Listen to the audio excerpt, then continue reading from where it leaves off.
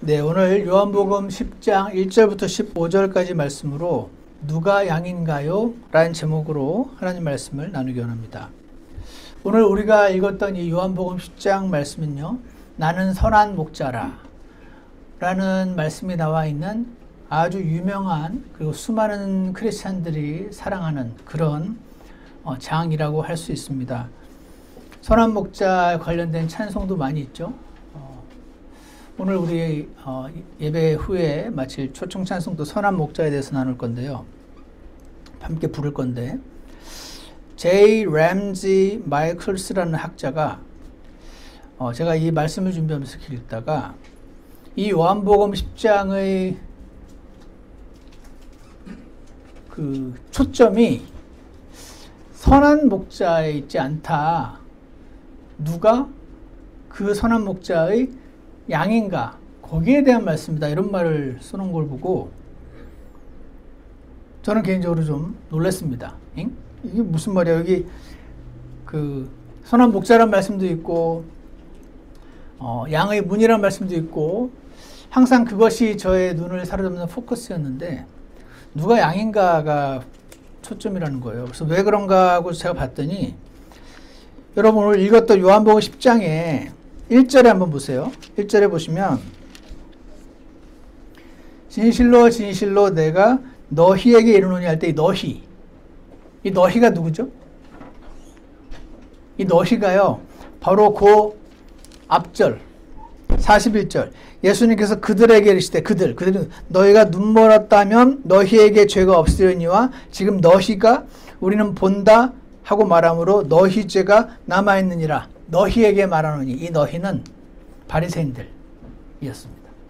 이 바리새인들이 요한복음 9장에서 날 때부터 눈 먼 채로 태어난 자 그를 보면서 분명히 누가 죄를 지었으니까 저런 일이 일어났을 텐데 본인이 태어나기도 전부터 죄를 지은 겁니까? 아니면 저 부모가 죄를 지은 겁니까? 그렇다면 말이 안 되지 않습니까? 어떻게 태어나면서부터 눈이 먼 채로 태어났을 저건 분명히 저주입니다. 하나님의 저주입니다. 라고 물었을 때 하나님께서 아니야 그렇지 않아. 이것은 하나님의 영광을 드러내려고 함이라고 말씀하시면서 이 눈먼 자의 눈을 뜨게 해주시는 장면이 9장에 기록이 되어 있죠. 근데 이 눈먼 자의 눈을 뜨게 해주셨던 그 장면이 안식일에 그 일이 일어났었어요. 그러니까 이 바리새인들과 사두개인들은 이제가 이렇게 자꾸 병을 고치면 사람들이 따라갈 텐데 그런데 안식일 날 고쳤잖아. 안식일은 하나님이 안식일을 지키라고 아무 일도 하면 안 되는 날이잖아. 그런데 안식일 날 고쳤으니까 이제는 하나님으로부터 왔을 리가 없어 라는 라직에 사로잡혔어요. 그래서 이 눈뜬 장님, 눈을 뜨게 된 이 장님에게 누가 널 고쳤느냐? 저 예수님이다 할 때 그 자가 누구냐? 계속 질문하다가 나중에 이 예수님이 바로 그리스도라는 것을 고백을 하는 그 과정에서 이 바리새인들은요 이 장님이었다 눈뜬 이 사람을 회당에서 쫓아냅니다. 엑스커뮤니케이션이라고 부르죠. 유대인 사회의 모든 그 커넥션으로부터 끊어지는 그 일을 했을 때 예수님께서 9장의 이 10장, 우리가 읽었던 10장은요, 그래서 9장에서 그 눈뜬 장님의 이야기가 계속 이렇게 이어져 내려오고 있는 거예요. 어디까지 이어지냐면은 10장 21절까지 이어집니다. 그래서 사람들이 이것들은 마귀 들린 자의 말이 아니니라. 마귀가 눈먼 자의 눈을 열어줄 수 있느냐? 요 21절까지가 9장 전체와 10장 21절까지 전체가 지금 연장선상에 있다는 겁니다. 그래서 주제는 누가 선한 목자인가? 이게 아니고 누가 양인가? 그래서 오늘 말씀 제목을 누가 양인가요? 라는 것으로 오늘 제가 제목을 정했습니다. 다시 말해서 간단하게 말하면 이겁니다. 바리새인들은 성경도 많이 알고 일주일에 2번씩 금식도 하고 기도도 많이 하고 누가 봐도 훌륭해 보이는 유대인들이었는데 종교 지도자고 너희들이 내 양이 아니고 너희들이 쫓아낸 이 날 때부터 장님이었다가 낫게 된 그 자가 바로 내 양이다.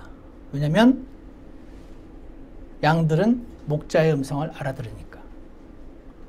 이 자가 내 양이고 너희가 아니다 하는 이 이야기를 하는 전체 문맥 안에서 나는 문이고 나는 선한 목자라는 말씀이 나오는 것이었다 하는 것입니다.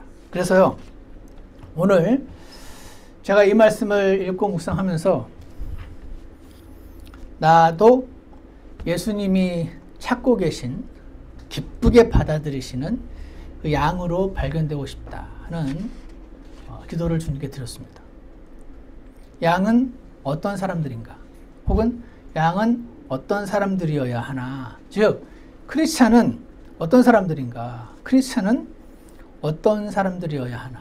오늘 말씀을 통해서 조금 살펴보고자 합니다. 다 같이 요한복음 10장 1절을 보시면은요. 제가 아침에 우리 교회방에다가 2개의 링크를 보내드렸는데 보신 분들 계시죠? 안 보신 분도 계시겠지만 혹시 안 보셨으면 오늘 집에 가셔서 꼭 보시고요. 왜냐하면 제가 이 예수님의 목자의 목소리를 알아듣는 게 양이고 뭐 그런 얘기를 이제 설교 준비가 끝난 다음에 아내랑 얘기를 하는데 정말 양들이 목자의 목소리만 알아들을까? 그래요, 집사람이. 당연하지, 그러니까. 어떻게 알아? 그러는 거야. 이거 써있잖아. 캔디 봐봐, 캔디. 캔디 자기 주인 오면 엄청 좋아하잖아. 그러니까. 캔디는 남이 와도 좋아해. 그러는 거예요. 그리고 막 밖으로 쫓아나가기도 한다는 거예요. 그래서, 그러네. 그래서, 그래도 목소리를 모르면 성경이 잘못됐단 말인데 말이 안 되잖아. 그러니까 그렇지, 그렇게 따지면 만든 난 잘 모르겠어 그러는 거예요. 제가 이렇게 생각하는 사람도 있구나 해가지고 제가 아까 유튜브를 찾아가지고 진짜 목자의 양을 그 목소리를 알아듣는지 그거에 대한 이걸 잘 나왔더라고요. 놀랍더라고요. 여러 사람이 테스트를 했는데 다 모른 척하고 풀만 뜯어먹다가 목자가 부르니까 다들 이렇게 목을 막 드는 그 모양이 나오더니 막 우르르 몰려오는 걸 보면서 오늘 깜짝 놀랐습니다. 물론 당연할 거라고 생각했지만 직접 눈으로 본 적은 없어서. 그리고 양우리라고 할 때 제가 아까 보내드린 그 링크를 보시면은 이렇게 뭐 돌 같은 걸로 그렇게 높지도 않더라고요. 이렇게 그 만들어 놓고 그 벽을 만들어 놓고 가운데 한 문만 이렇게 뚫어서 문으로 만들어 놓고 거기에 제가 예전에 읽었던 그 자료에 의하면 목자들이 자기 양떼가 예를 들어서 한 30-40마리, 100마리쯤 된다. 그러면은 이제 이 목자가 이 양떼들을 데리고 저기서 풀을 뜯어먹히고 이 목자는 이 또 한 30-40마리, 100마리 되는 이 양떼들을 저기서 뜯어먹히다가 낮에 이제 다 모이는 거예요. 그래서 그 한 우리에다가 전부 양들을 몰아넣는 겁니다. 그러니까 그 우리 안에는 여러 목자의 양들이 막 섞여서 밤에 자는 거예요. 그래서 아침에 한 목자가 와서 양을 부르면 그 목자 양들만 그 목소리를 알아듣고 나오는 그 이야기를 배경으로 해서 보면은 이 말씀이 쉽게 이해간다. 그런 말씀을 제가 본 적이 있어서 아까 그 우리 그림에 대해서도 제가 보내드렸었어요. 여기 보시면 1절에 진실로가요. 그리스어로 아멘, 아멘이에요. verily, verily, 아멘, 아멘. 아멘이 예, 그렇습니다라는 뜻이니까 예수님께서 진실로라는 말씀을 쓰실 때 그 뒤에 나오는 말은 굉장히 주의를 기울여야 된다 하는 것을 알 수 있는데요. 내가 너희에게 이르노니 문을 통해 양 우리에 들어가지 아니하고 다른 길로 넘어가는 자, 바로 그 자는 도둑이며 강도이나. 당연히 이제 아까 말씀드렸던 그 스토리를 보면은 낮에 풀을 뜯어먹히고 이제 밤에 데려와가지고 양떼를 다 집어넣고 거기는 이제 지키는 사람 한 명만 있고 이 목자는 또 자기가 딴 데가 자고 오겠죠, 아침에. 그래서 다시 왔을 때 당연히 그 문으로 들어와가지고 양들을 불러내지 다른 길로 막 벽을 넘어가지고 가지 않는 것처럼 만약에 그렇게 되는 자는 도둑이며 강도지 주인은 아니다. 2절 문을 통해 들어가는 자가는 양들의 목자니라 라고 나와 있습니다. 3절에 문지기는 그에게 문을 열어주고 그래서 이제 그 양오리를 지키는 그 문지기는 밤새 이제 그 문을 지키면서 거기서 잠을 자겠죠. 그래서 진짜 양 그 목자 주인이 오면은 그 문지기가 문을 열어주고 이제 불러내는 거죠. 그래서 문지기는 그에게 문을 열어주고 양들은 그의 음성을 듣나니 그가 자기 양들을 이름으로 불러 그것을 밖으로 인도하느니라.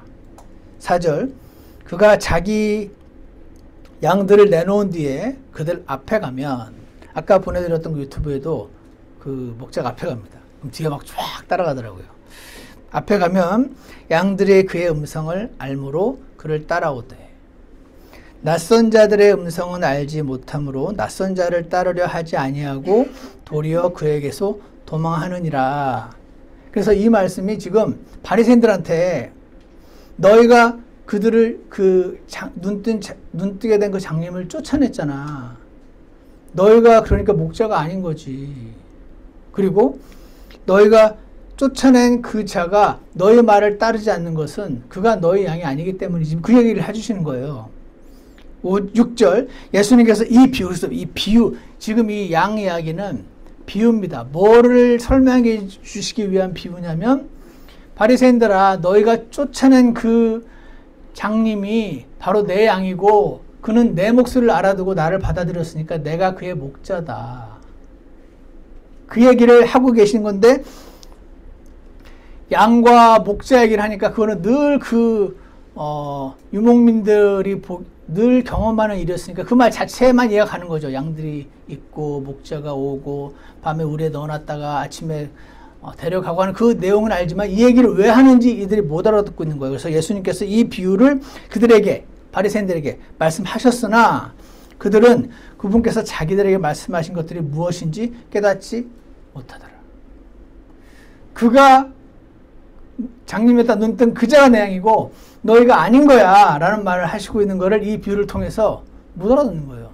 이게 다는 이 말을 지금 왜 하나? 이렇게 되었던 겁니다. 여기서 첫 번째로 누가 양인가 하는 것을 알 수 있는데요. 목자를 알아보는 자들이 양입니다. 그죠? 그 목자의 음성을 알아듣는 자들이 그 목자의 양이죠. 그 목자를 알아보고 반기는 자들이 양이다 하는 것입니다. 여기 2절에 보시면은요. 문을 담 넘지 않고 문을 통해 들어가는 자는 양들의 목자니라라고 되어 있잖아요. 그 예수님은 담을 넘어가지 않고 문을 통해 들어왔다는 뜻이잖아요.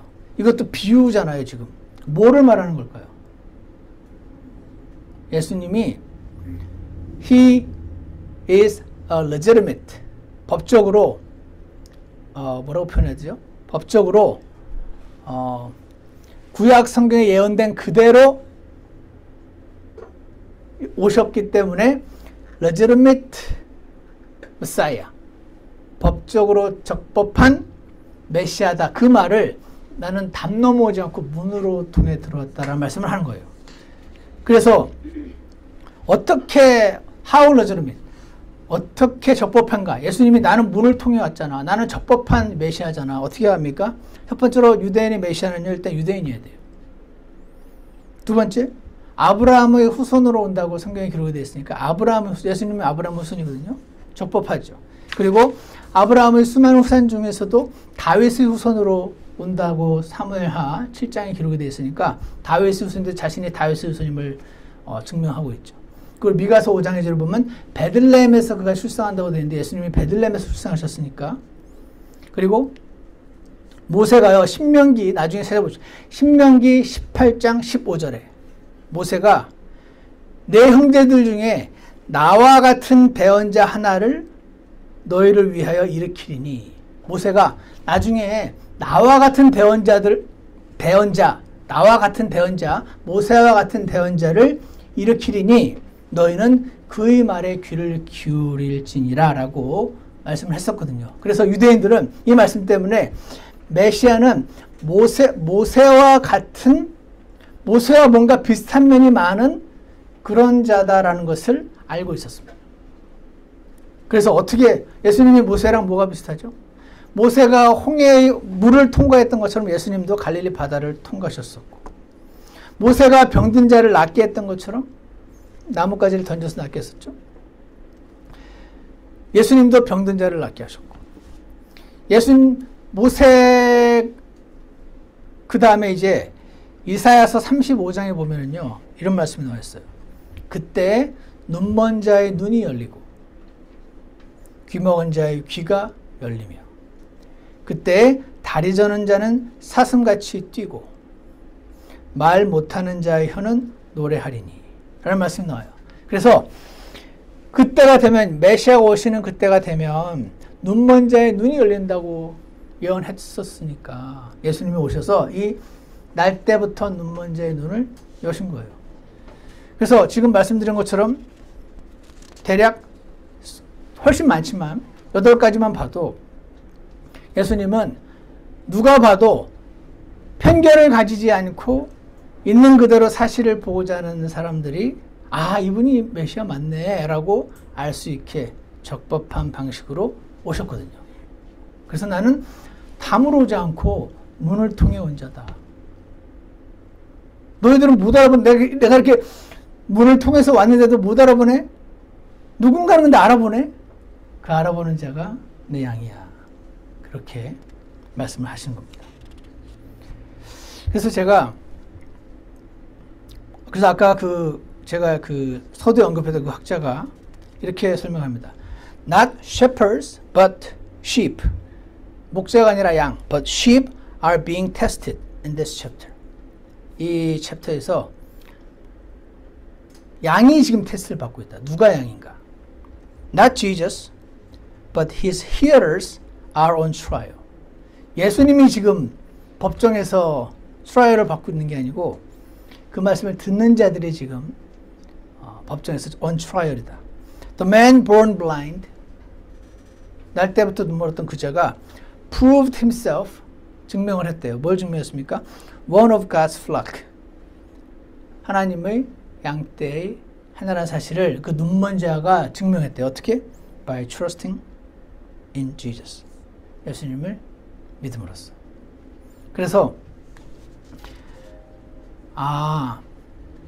누가 양인가? 목자를 알아보는 자구나 라고 지금 얘기하고 계십니다. 그래서 제가 이 말씀을 여기까지 보면서 제가 이제 구원받았었던 때를 생각을 했어요. 제가 구원 간증은 여러 번 해가지고 이제 여러분 지겨우실 수도 있지만 저에게 복음을 전했던 분이 여러 명이거든요. 그 중에 한두 분은 아주 제대로 전했었어요. 근데도 제가 그때는 그냥 듣기 싫은데 억지로 듣는. 그래서 바로 앞에서 1대1로 전하는데 그 앞에서 막 졸았다 그랬잖아요. 제가. 일부러 좋은 것도 아니에요. 왜 그렇게 잠이 쏟아지는지 무슨 뜻인지 모르겠어요. 그렇게 막 졸고 나중에 미안한데 그분은 나중에 내가 1대1로 얘기를 하는데 어떻게 졸 수가 있냐고 저한테 야단도 안 치더라고요. 졸든 말든 일단 전하면 되나?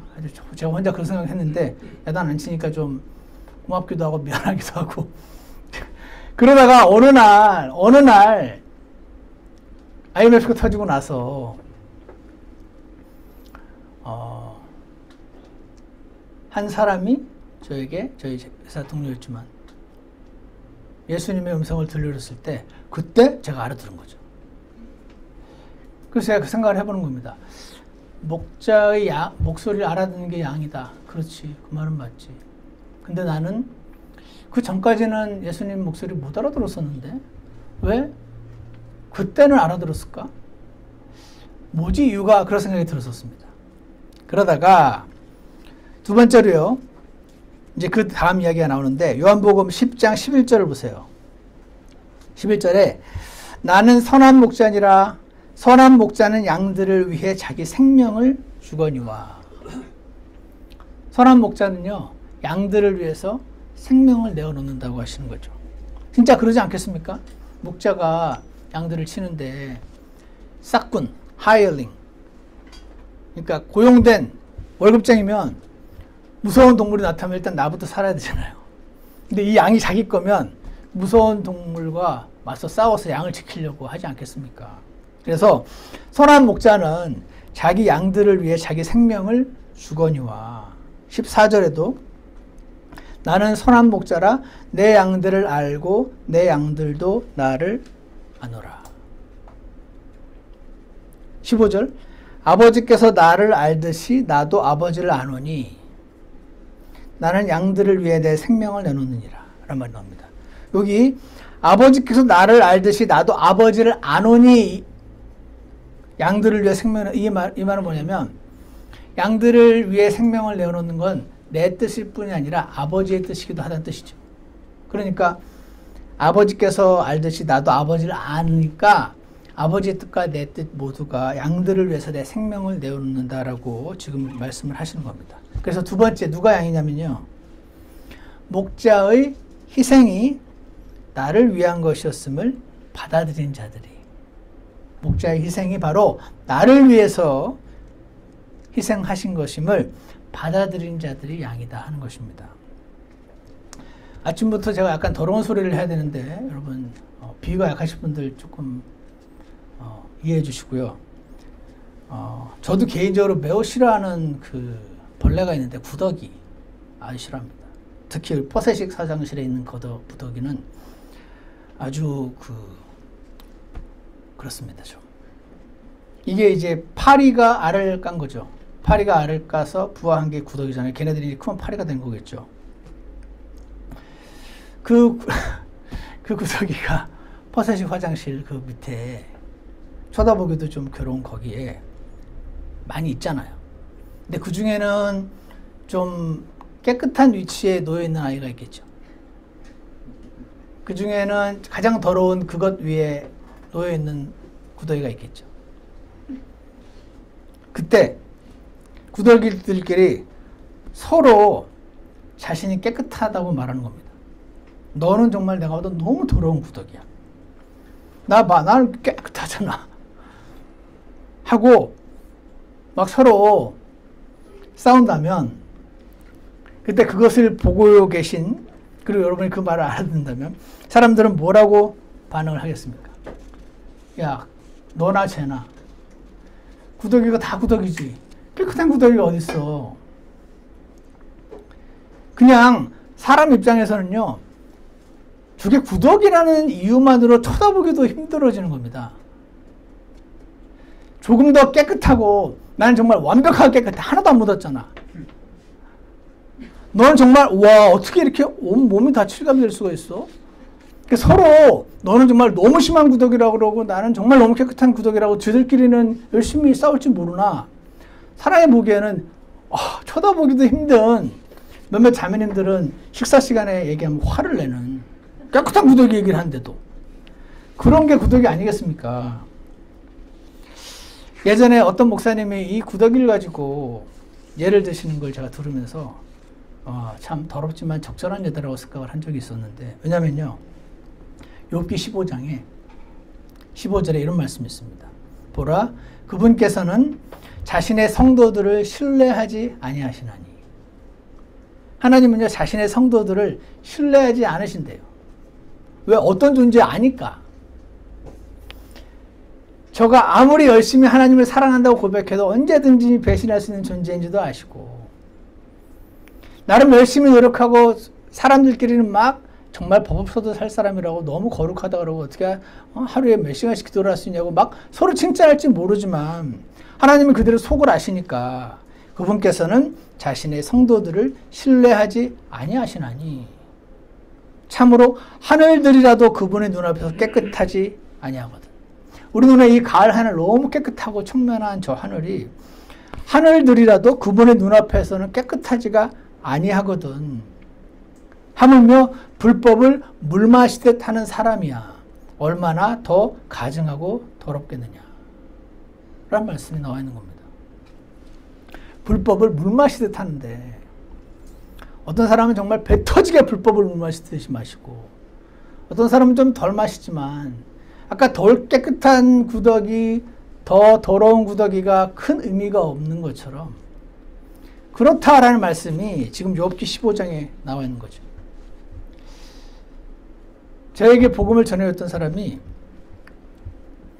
이 내용을 얘기해 줬을 때 그때 제가 엄청 충격을 받았습니다. 눈이 막 열리는 줄 알았습니다. 그러니까 이 말입니다. 한마디로 테레사 수녀 같은 사람이나 히틀러 같은 사람이나 거기서 거기다라는 뜻입니다. 하나님의 눈앞에 둘 다 가증한 죄인이라는 뜻입니다. 법 없이도 살 것 같은 그 사람이나 법을 밥 먹듯이 여기는 그자나 크게 다르지 않다. 더 깨끗한, 더 덜 깨끗한 구더기가 큰 의미가 없듯이. 와, 정말? 하고 깨달은 그날이 있었어요. 수백 명의 그 성도들을 성적으로 유린한 JMS라는 유명한 이단 그 목사가 있죠. 정명석. 그런 이단 목사들이나 여인을 보고 음욕을 품어본 적이 있는 사람이나 하나님의 심판대 앞에서는 별 차이가 없구나라는 것을 깨달은 자들의 귀에 목자의 음성이 들리는 거였습니다. 하나 성경에 보면요. 여러분과 제가 믿거나 말거나 하나님께서 하늘을 만드시고 땅을 만드시고 사람을 만드시고 그 사람에게 자유의지, free will을 주셔가지고 그의 생명이 나중에 이제 아담의 범죄로 인해서 그가 영원히 살 수 없는 죽음을 반드시 맞아야 되만 하는 존재가 되고 그의 죽음 이후에 그를 만드신 분이 하나님이시니까 그를 심판할 자도 하나님이시라고 설명을 하시거든요. 그래서 창조주이면서 심판자이신 분이 뭐가 죄인지 기준을 제시해 주시는 겁니다. 뭐가 죄인지. 여러분과 제가 우리끼리 막 정하는 게 아닙니다. 이건 죄야, 이건 죄가 아니야. 정하는 게 아니고 나를 만드시고 나를 심판하신 그분이 뭐가 죄인지를 정해 주시는 겁니다. 그랬는데 와, 이런 말이 성경에 있어요. 너는 내 이웃을 사랑하고 내 원수를 미워하라. 이게 구약의 명령의 그 서머리라고 할 수 있겠죠. 내 이웃을 사랑하고 원수를 미워하라 한 것을 너희가 들었으나 이게 원래 하나님의 그 진짜 원하는 기준은 아니었어요. 사람이 너무 땅바닥에 있으니까 이 정도 기준을 먼저 주신 거란 뜻이죠. 진짜 원하는 게 뭐냐면 나는 너희에게 이르노니 원수들을 사랑하며 원수를 사랑하래요. 너희를 저주하는 자들을 축복하고 너희를 미워하는 자들에게 선을 행하며 악의를 품고 너희를 다루며 너희를 핍박하는 자들을 위해 기도하라. 이게 하나님의 그 기준이에요. 여기에 못 미치는 게 다 죄인 거죠. 와, 이 말 됩니까? 제가 이 말 들었을 때 이건 불가능한 기준인데 저는 제 원수를 아주 쥐잡듯이 잡아가지고 목을 콱 눌러서 무릎 꿇치는 걸 원래 좋아하거든요. 근데 가족 말고 이웃 말고 원수를 사랑하고 이거는 내가 할 수 없는 기준인데 노력도 하기 싫더라고요. 내가 이 노력 왜 해? 노력하다가 안 된 게 아니에요. 이거는 노력하기도 싫은데 근데 이게 기준이라고? 기준이 너무 높은 거 아닙니까? 그 말을 했었습니다. 그러면서 또 한 가지 말씀을 더 보여줬는데 옛사람들이 말한 바 너는 간음하지 말라 한 것을 너희가 들었으나 그렇지, 간음하면 안 되지. 미국 사람들이 성적으로 문란하다 해도 반드시 한 명과 헤어지고 나서 다른 사람을 만나는 거를 굉장히 중요시 여기더라고요. 한 사람과 사귀고 있으면 동시에 만나면 굉장히 나쁜 사람으로 여기더라고요. 그게 미국 사람들의 기준인 것 같아요. 근데 간음하지 말라 한 것을 너희가 들었으나 간음하지 마는 건 당연한 거지 라고 했으나 나는 너희에게로는 예수님이 간음하지 말라는 게 원래 하나님의 진짜 원하시는 레벨의 기준이 아니었던 거죠. 진짜 기준은 뭐냐? 누구든지 여자를 보고 그녀에게 음욕을 품는 자는 이미 마음속으로 그녀와 간음하였느니라. 이것은 말도 안 되는 기준이죠. 음욕을 품는 사람과 어떻게 그 음욕을 품은 거를 실행에 옮긴 사람과 어떻게 같습니까?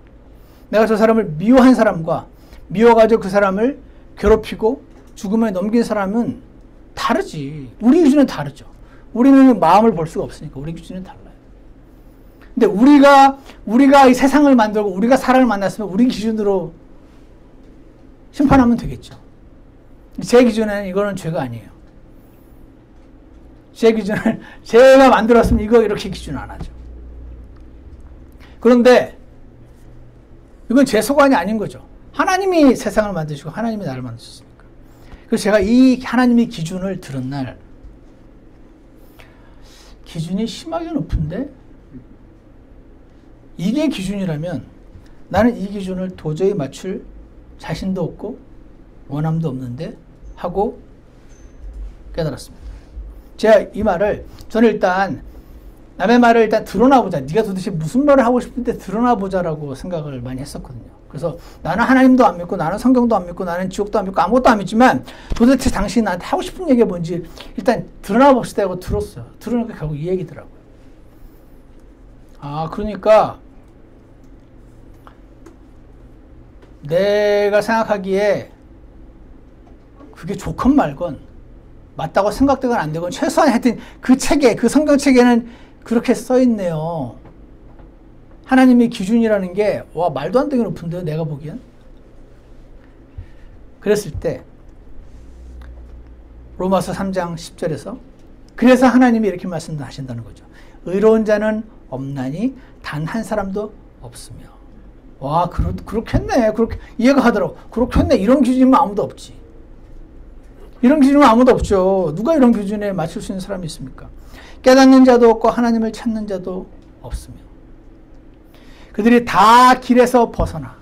다 벗어났네. 이게 길이면 나는 중학교 한 1, 2학년 때쯤에 이미 간음자가 됐네.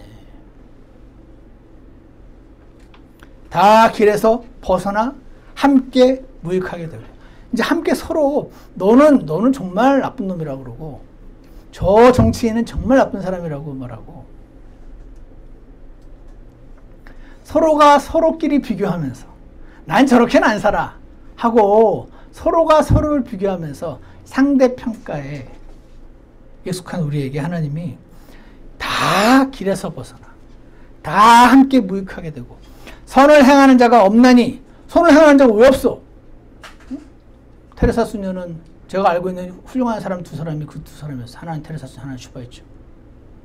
테레사 수녀는 자기 재산을 다 정리해가지고 인도에 가난한 사람들 나눠주고 뭐 평생을 봉사했다고 그러고 슈바이처도 뭐 그렇게 비슷하게 해가지고 어디 아프리카 선교사로 갔다는 말 들었어가지고 뭐 아는 게 별로 없는 무식한 사람의 머리에서 훌륭한 사람 자기 힘으로 그래도 하늘나라에 갈 것 같이 보이는 두 사람이 슈바이처 박사와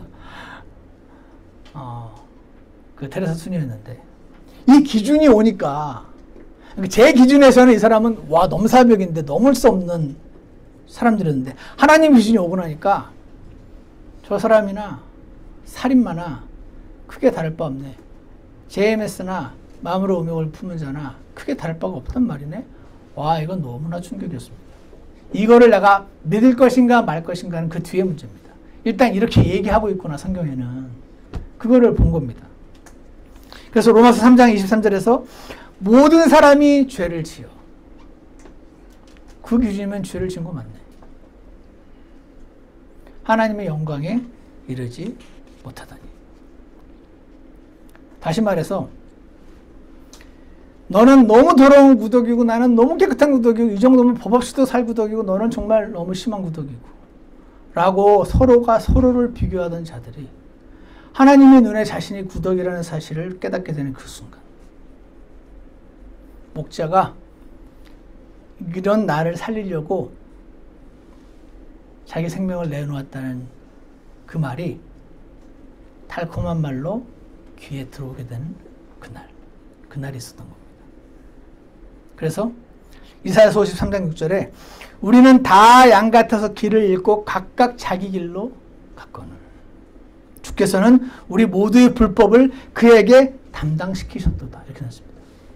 제 담당시킨다는 거를 이게 전가시킨다는 거거든요. 죄를 전가시키고 처벌하는 거. 이거를 요즘 뉴스 보면 많이 나옵니다. 이 대통령과 행안부 장관이 잘못한 책임을 말단 경찰서에게 책임을 전가하고 처벌을 할 때 이게 정가하는, 이게 담당시키는 겁니다. 이해가시죠? 아, 그렇네. 원래는 이 사람 잘못인데 제가 잘못했다고 담당시키고 정가시킬 때 이 사람이 대신 죽으면 이 사람의 죄는 더 이상 묻지 못하잖아요. 일사부재의 원칙에 따라서. 그럼 똑같은 거죠. 내가 구덕이고 내가 하나님의 기준을 못 미치는 존재인데 이런 나를 살리려고 원래 내가 죽어야 되는데 죄의 삭은 사망이어서 나 대신 죄를 죽인 거예요. 이 높은 사람 대신 그 경찰관을 에게 죄를 묻듯이 하나님이 나 대신 예수님께 죄를 물어서 대신 죄를 정가시켜서 우리 모두의 불법을 그에게 담당시키시고 그를 대신 처벌하심으로 내 죄를 용서하셨다. Believe it or not. 당신이 믿거나 말거나 성경에는 이렇게 기록이 되어 있다. 그래서 아버지께서 나를 알듯이 나도 아버지를 아노니 나는 양들을 위해 내 생명을 내놓는지라. 아, 그래서 생명을 내놓기까지 하셨어야 됐구나. 죄의 삭은 사망이니까. 원래 내가 죽어야 돼. 내가 처벌을 받아야 되는데 저기다 전가하셨구나. 나를 살리시려고. 이것을 본 사람들의 귀에 목자의 음성이 들리게 되는 거구나 하는 것을 우리가 알 수가 있습니다. 그래서 사랑하는 여러분, 저는 사도 바울이 했던 고백이 이런 말을 합니다. 비방을 당하나 관절이 곤면하니 우리는 이날까지 세상의 오물같이 되고, 우리 사도 바울이 자기가 이 세상의 오물 같대요.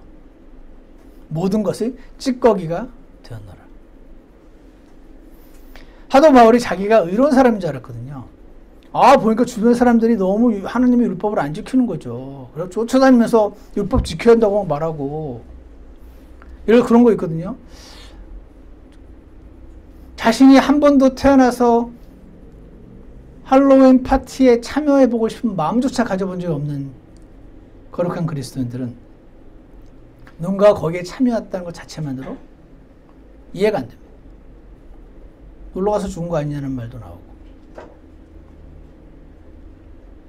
사도 바울이 자기 눈에는 자신이 옳았고 도대체 왜 율법을 안 지키는지 모르겠는 거예요. 근데 이 자들이 자꾸 율법을 안 지키고 할례도 안 받아도 된다고 그러고, 와, 내버려둬도 그냥 큰일 나겠네. 쫓아다니면서 그들을 죽이고 다녔을 그때만 하더라도 자신이 저들은 너무 율법을 안 지키고 나는 정말 어릴 때부터 율법을 지키는 훌륭한 사람이라고 생각을 했는데, 목자의 음성을 들었을 때 자신이 저들이나 나나 큰 차이가 없을 뿐 아니라 나는 하나님의 이름으로 저들을 죽이는 살인까지 하고 있었구나 라고 하는 생각을 깨닫게 되면서 자신이 오물 같은 자구나. 내가 찌꺼기 같은 자였네. 죄가 찌꺼기인 자한테 내가 찌꺼기네 라는 것을 깨달아서 이런 말을 하는 겁니다. 괜히 사실은 아닌데 이런 말을 지금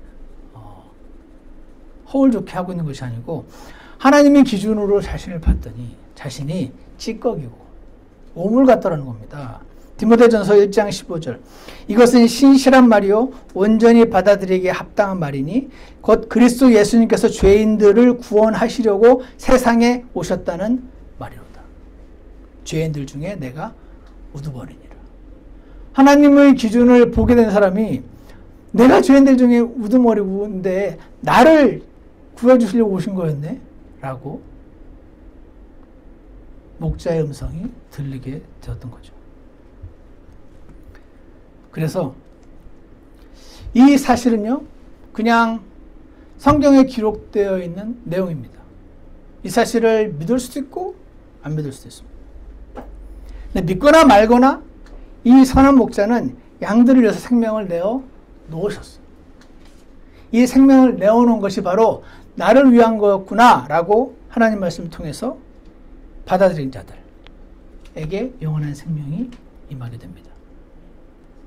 근데 아무리 선한 목자가 생명을 내어놓았어도 저건 나를 위한 게 아니었어 라고 받아들이지 않기로 내가 선택하면 나의 자유의지로 그분의 죽음은 나에게 아무런 효력을 못 미칩니다. 제가 예전에 회사에서 그 일을 할 때 배를 파는 일을 했는데, 배 파이낸싱을 했는데, 이제 뭐 배 운영할 선박회사, 배 만든 조선소, 저희 회사, 변호사, 은행 해가지고 막 몇십 명이 모여서 사이닝, 다 끝나고 나서 사이닝 세러머니를 합니다. 그날 거기서 이제 관련된 사람들이 다 사인을 해요. 그날 사인을 했으니까 이제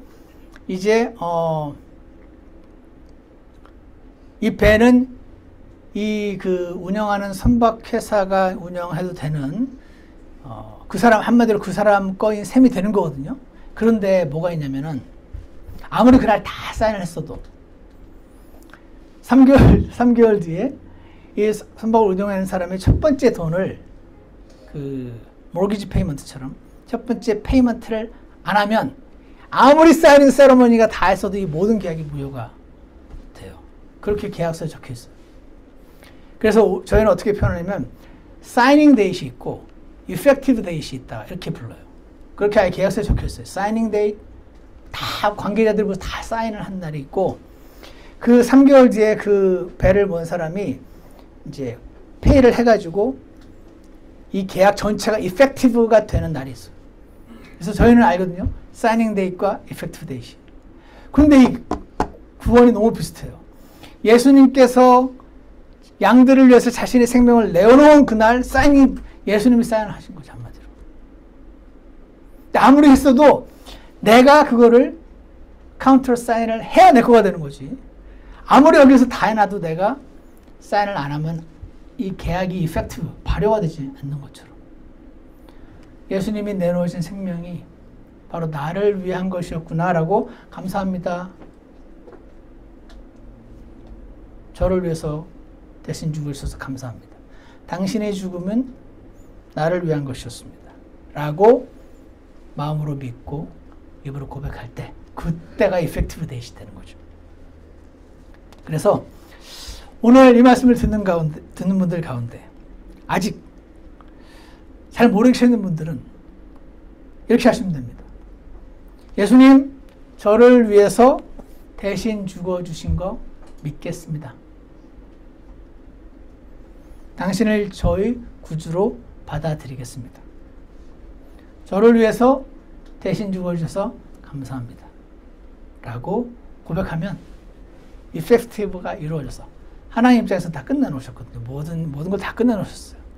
이거를 이제 받아들일지 말지 내가 결정하는 겁니다. 그렇게 되어서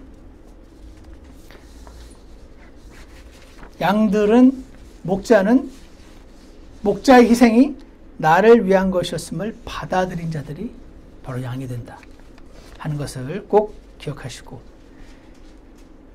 꼭 양이 되시기를 간절합니다. 마지막으로 시간이 지나서 한 개만 더 하겠습니다. 요한복음 10장 7절부터 10절까지 보시면은요. 내가 곧 문이니 누구든지 나를 통해 9절 보시면 내가 곧 문이니 누구든지 나를 통해 안으로 들어가면 구원을 받고 또 들어가고 나오며 꼴을 얻으리라. 아까 예수님이 바리새인들한테 너희가 양이 아니고 그 나를 받아들였던 내 목소리를 알아들은 그 장님이 내 양이야 라고 설명을 쭉 하셨더니 이 사람들이 못 알아들었잖아요. 그러니까 예수님이 한 번 더 이번에 비유를 살짝 바꿔서 아까 그 나눠드렸던 그 그림에 보시면 이렇게 양 우리가 있고 거기 문이 있잖아요. 그래서 지금 나는 선한 목자니까 거기에 오면은 주인이 이제 문을 열어준다. 그 문지기가 그랬는데 한 그 설명서 주석서에 보니까 간혹 이 목자가 와가지고 그 앞에 문에다 들어놓는데요. 그래서 이 목자가 그 양오리의 문 역할을 하기도 한다 그러더라고요. 그래서 예수님이 잘 못 알아듣으니까 이제 내가 문이야. 내가 문이란 말은 무슨 뜻입니까? 문이란 말은 어딘가를 나가려면 문을 열고 나가야 되잖아요. 오늘 아침에 여기 오실 때 처음에 일어나셔서 화장실 문을 여셨을 것이고 방문을 열고 혹은 거라지 문을 열고 여기 오셔야 되잖아요. 그러니까 이 문을 통해 반드시 나가고 들어오고 하는 그 문이야 내가. 나를 통해서만 가능해. 뭐가 가능합니까? 나를 통해 안으로 들어가면, 그러니까 양우리가 있잖아요. 나를 통해서 그 안으로 들어가면 안전하죠. 구원을 받고. 그리고 어떻게? 들어가고 나오며 꼴을 얻으리라. 이제 그 양우리 안에 들어가서 안전하게 된 양들이 그 다음날 나와서 꼴을 먹고 물을 마시고 또 들어갔다가 또 나와서 이렇게 왔다 갔다 하면서 꼴을 먹고 물을 마시고 해야 목마른 게 해결이 되고 배고픈 게 해결이 되고 필요가 채워지고. 그래서 10절에 뒤쪽에 보시면 내가 온 것은 양들이 생명을 얻게 하고 구원받는 거죠. 생명을 얻게 하고. 그리고 어떻게? 거기에 멈추지 않고 생명을 더욱 풍성히 얻게 하려고 하신다. 구원을 받는 거 너무 중요한 건데 그게 끝이 아니라는 겁니다. 풍성한 생명을 얻어야 된다는 겁니다. 이게 뭐냐면 여러분 나중에 찾아보시면 요한복음 2장 11절에 예수님이 갈릴리 가나에서 물을 포도주로 만드는 기적을 일으키셨거든요. 그때 제자들이 예수님을 따라다녔어요. 예수님을 믿은 거거든요. 근데 맨 마지막 절 2장 11절에 예수님께서 이 기적을 갈릴리 가나에서 행하사 자신의 영광을 나타내시니 그분의 제자들이 그분을 믿으니라. 이미 믿었는데. 이미 믿었으니까 제자들이잖아요. 근데 갈릴리 그 포도주 가나의 혼인잔치에서 그 기적을 보고 제자들이 그분을 믿으니라. 무슨 말입니까? 믿는 거에 한 번 믿는 게 끝이 아니고 구원에 관련해서는 생명을 얻는 것 관련해서는 한 번 믿으면 그날로 나가면 되는데 그 다음에 계속 들어오고 나가며 생명을 얻고 풍성히 얻는 게 그 뒤에 있는 거구나. 이미 믿었지만 그 예수님의 기적을 보면서 와 이분이 진짜 맞구나 하고 더 믿음이 강해지고 확실해지고 경험을 통해 가지고 와 이런 것도 들어주시구나 하는 걸 경험하면서 믿음이 더 성장하고 하는 이거를 가리켜서 그분의 제자들이 그분을 믿으니라 라고 되어 있는 겁니다. 그래서 sons가 있고 구원받으면 son이 되죠. 구원받기 전에 son이 아니지. 남의 아들이지.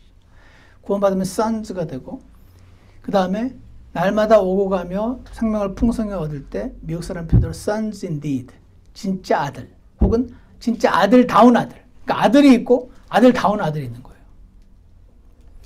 생명을 얻은 자들이 있고 생명을 풍성히 얻은 자들이 있고. 그래서 누가 양이냐? 매일 수시로 예수님을 만나는 자들이 양이다. 양은 어떻게 해야 되느냐? 매일 수시로 예수님을 통해서 나갔다 들어갔다 나갔다 들어갔다. 내 아침에 방문을 열고 화장실 문을 열고 거라지 문을 매일 여는데 내가 성경의 문을 여는가? 기도의 문을 여는가? 나는 예수님의 문을 열고 오늘도 나갔다 들어갔다 꼴을 얻고 있는가? 그걸 안 하면 어떻게 됩니까? 꼴을 못 얻으니까 배고프겠죠. 영적으로 허기집니다. 영적으로 허기지면 어떻게 됩니까? 만사가 귀찮고 짜증도 나고 걱정과 근심과 두려움과 사망의 상태에 거하게 된 이유는 구원은 받았는데 생명을 얻었는데 풍성한 생명을 얻으려고 오셨다는 말씀을 잊어버려서 그런 거 아닌가요? 그래서 누가 양인가? 목자를 알아보고 반기는 자들이 양이죠.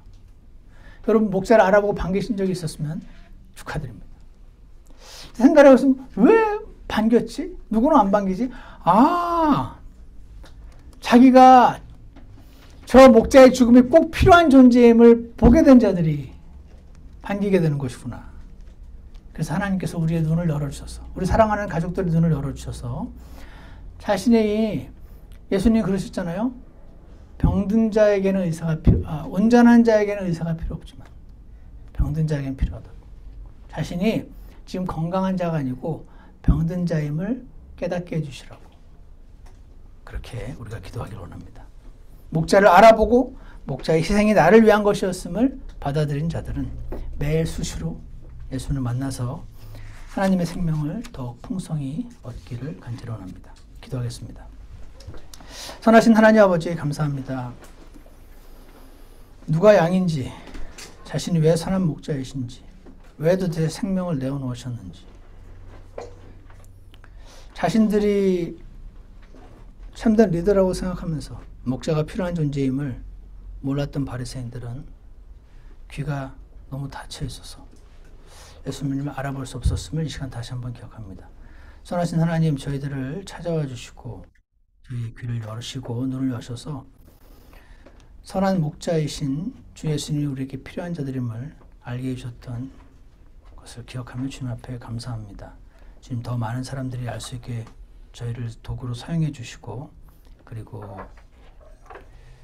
그때의 순간을 기억하며 저희가 하나님을 향한 사랑이 이 세상 어떤 것을 향한 사랑보다 더욱 깊어지고 더 커질 수 있도록 축복하여 주시옵소서.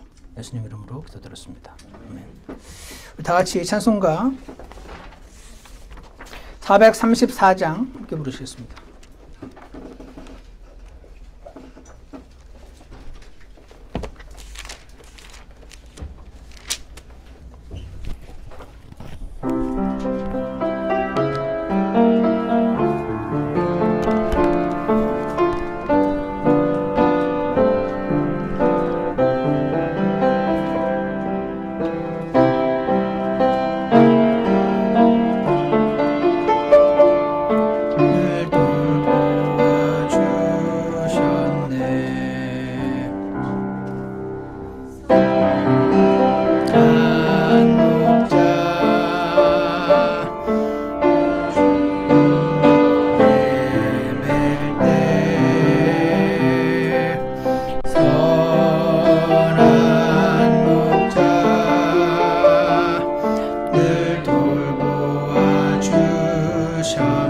날 찾으시고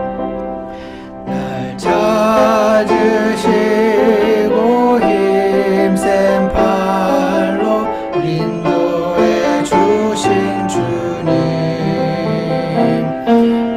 아무도 날 해치지 않게 보호해 주시네.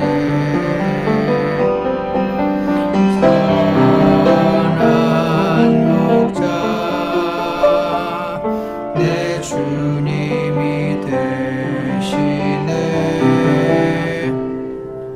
선한 목자 나 그 곁에 있겠네. 다시 처음부터 한 번만 더 하겠습니다. 선한 목자 나 길 잃고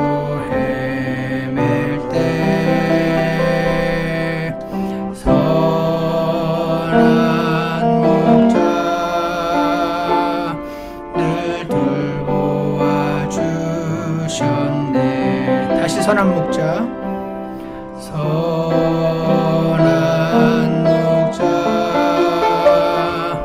내 주님이 되시네. 선한 목자 나 그 곁에 있겠네. 날 찾으시고 날 찾으시고 힘센 발로 인도해 주신 주님,